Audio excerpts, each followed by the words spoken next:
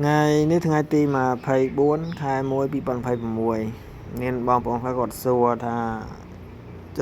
ចាំមន់ច្រើនអត់ឃើញកតោទឹកមន់ផឹកទឹកមិននេះបងអើយនៅពេលដែលមន់វាផឹកខ្សែដំណក់ទឹកហ្នឹងបងអានេះនៅពេលវាយកចំពោះវាចឹកគឺធ្លាក់អូតូមកចំពោះសម្រាប់កតោទឹកមន់គឺយើងប្រើតែប៊ីតូចទេបង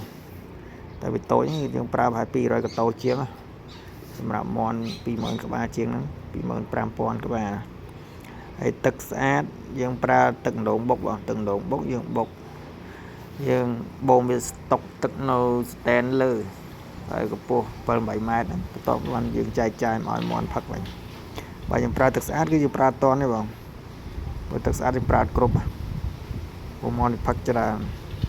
អានេះនៅពេលដែលមន់វាចឹកទៅគឺទឹកវាធ្លាក់តអូតូមកមន់អត់ចឹកគឺវាធ្លាក់ទឹកទេហើយវាអត់កពុបញ៉ៃដូចកតោទឹកទេបងអត់មានពិបាកដួស